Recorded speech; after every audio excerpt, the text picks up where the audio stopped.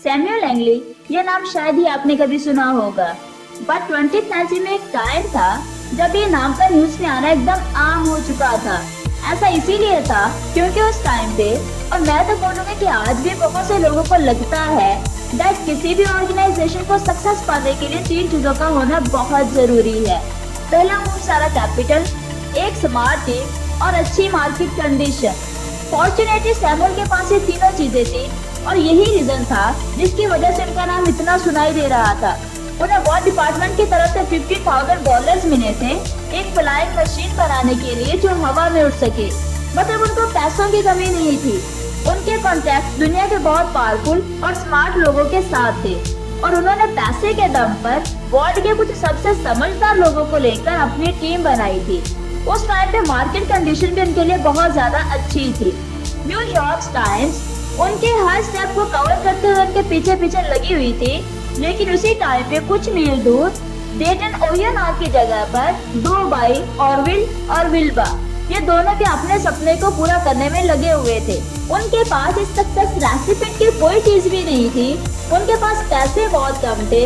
उनकी टीम में कोई एक इंसान भी कॉलेज नहीं पढ़ा था, यहाँ तक कि वो दोनों खुद भी नहीं, और ना ही कोई न्यूज दूर दूर तक उन्हें कवर कर रही थी।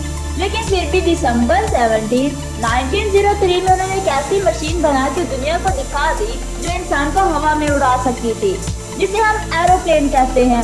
वो पहला दिन था जब उन्होंने सक्सेसफुली फ्लाइट की और एक हिस्ट्री क्रिएट कर दी। उनकी सक्सेस को देखने के लिए वहाँ कोई नहीं था। लोगों को कुछ दिन बाद पता चला कि ऐसा कुछ हुआ है। सैमुअल लैंगली के पास वो सारी चीजें थी जो लोगों को लगता था सक्सेस के लिए बहुत जरूरी होती हैं, लेकिन फिर भी वो फेल हो गए। पर दूसरी तरफ राइट ब्रदर्स के पास ऐसा कुछ भी नहीं था, तो फिर कैसे उन्होंने ये सब पॉसिबल करके दिखाया? इसका रीजन और इसका आंसर छिपा है एक प्रिंसिपल में जिसे कहते हैं द गोल्डन सर्कल। ये आइडिया बताता है क्यों कुछ लीडर्स और कुछ ऑर्गेनाइजेशंस लोगों को इतना इंस्पायर करते हैं और सक्सेसफुल बन पाते हैं, जबकि ज्यादातर ऐसा कभी नहीं कर पाते, चाहे वो कितना भी पैसा और ताकत लगा दे। ये एक सिंपल सा आइडिया है जो बेस्ड है 3 क्वेश्चन पे, व्हाट, हाउ और व्हाई। हर इंसान को 100% पता होता है कि व्हाट दे डू, वो क्या कर रही हैं, जैसे कि इंजीनियरिंग, सीए, और अगर वो जॉब कर रहे हैं तो उन्हें पता होता है कि उनकी जॉब क्या है और उनकी कंपनी क्या करती है। कुछ लोगों को ये भी पता होता है कि हाउ दे डू इट, वो चीजें कैसे कर रहे हैं या उनकी ऑर्गेनाइजेशन एग्जैक्टली कैसा काम कर रही है। पर बहुत ही कम लोगों को ये पता होता है कि why they are doing it, वो जो कुछ भी कर रहे हैं क्यों कर रहे हैं। और यहाँ मैं एक बात क्लियर कर दूं कि व्हाई का मतलब पैसे कमाना या प्रॉफिट बनाना नहीं होता। पैसा, फेम, एक्सेट्रा, ये सब बस रिजल्ट्स होते हैं, जस्ट रिजल्ट्स, ना कि हमारे काम करने का रीजन। एक्चुअल में व्हाई का मतलब होता है आप जो भी चीज कर रहे हो उसका पर्पस क्या है, आपका मकसद क्या है, आप किस बिलीफ के साथ अपना काम कर रहे हो, व्हाट्स योर कॉज, क्यों आपकी कंपनी एग्जिस्ट करती है दुनिया में। अब अगर बहुत सोचने के बाद भी आपको बस पैसे कमाना या प्रॉफिट बनाना ही आपके काम और आपकी कंपनी का मेन रीजन लगता है, तो आप लोग सच में एक गलत डायरेक्शन में जा रहे हो।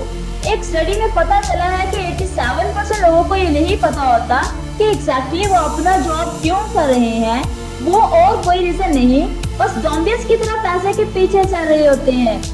आज भी ज्यादातर लोग और कंपनी बस व्हाट और हाउ पर ध्यान देती है, और जो सबसे मेन क्वेश्चन है व्हाई, उस पे ध्यान नहीं देते, और यही रीजन है वो कभी इंस्पायरिंग नहीं बन पाते और अपने लिए लॉन्ग टर्म सक्सेस क्रिएट नहीं कर पाते। लाइक एन एप्पल, क्योंकि वो जिस तरीके से लोगों से कम्युनिकेट करते हैं वो आउटसाइड से इनसाइड, बाहर से अंदर होता है। मतलब पहले व्हाट, फिर हाउ और बस खत्म। जबकि इंस्पायरिंग लोग और इंस्पायरिंग कंपनी इसका उलट करती है, वो इनसाइड से आउटसाइड कम्युनिकेट करते हैं, मतलब अंदर से बाहर। सबसे पहले व्हाई, फिर हाउ और फिर व्हाट। एग्जाम्पल, अगर एप्पल कभी दूसरे लोगों की तरह लोगों से बाहर से अंदर की तरफ कम्युनिकेट करे तो उनका मार्केट स्टाइल कुछ ऐसा होता है। हम बहुत स्टाइलिश और ग्रेट कंप्यूटर्स बनाते हैं जो बनते हैं best quality material, beautiful design, simple to use और बेस्ट टेक्नोलॉजी का यूज करके। क्या आप ये खरीदना चाहोगे? बस मोस्टली वो वाई क्वेश्चन तक पहुंचते भी नहीं। ऐसे ही ज्यादातर लोग और कंपनीज भी जब कम्युनिकेट करती हैं तो बस ये बताते हैं कि वो क्या करते हैं, कैसे करते हैं और कैसे वो दूसरों से बेटर है, और ये बस बता के वो सोचते हैं कि इससे उन्हें लोगों का और कस्टमर्स का अच्छा रिस्पॉन्स मिलेगा।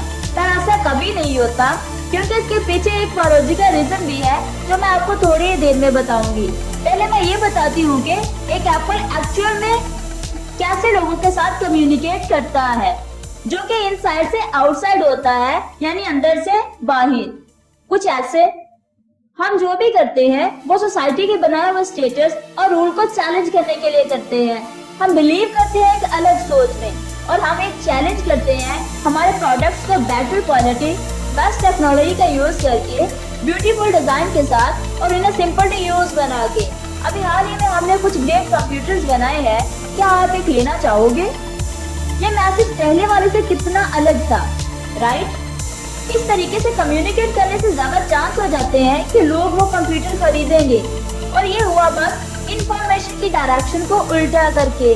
लोग इससे इंस्पायर नहीं होते कि आप क्या कर रहे हो और आपकी कंपनी ने कितना अच्छा प्रोडक्ट बनाया है, बल्कि लोग इंस्पायर होते हैं जब उन्हें आपका एक सॉलिड रीजन पता चलता है कि आप जो भी कर रहे हो वो एक्चुअल में क्यों कर रहे हो। और जब उन्हें आपका रीजन समझने लगेगा तब आप लोगों में एक रिलेशन बन जाएगा, जिसे फिर फैक्ट्स और फीचर्स की इतनी जरूरत नहीं होगी। इसीलिए हमारा गोल ये नहीं होना चाहिए कि हम उन सबसे बिजनेस करें जिन्हें हमारा प्रोडक्ट चाहिए, बल्कि हमें उनसे बिजनेस करना चाहिए जो हमारे बिलीव में बिलीव करते हो। अब मैं आपको बताती हूँ बायोलॉजिकल रीजन क्यों लोग वाटर हाउस से इतने इंस्पायर नहीं होते। अगर हम हमारे दिमाग के क्रॉस सेक्शन को ऊपर से देखेंगे तो वो 3 हिस्सों में बटा है, जो कि बिल्कुल गोल्डन सर्कल से रिलेट करता है। हमारा सबसे नया ब्रेन, जिसे हम होमो सैपियन ब्रेन भी बोलते हैं, हमारा नियोकॉर्टेक्स, वो कॉरस्पॉन्ड करता है गोल्डन सर्कल के वॉट लेवल को, जो रिस्पॉन्सिबल है हमारी लॉजिकल और एनालिटिकल सोच और भाषा को समझने के लिए।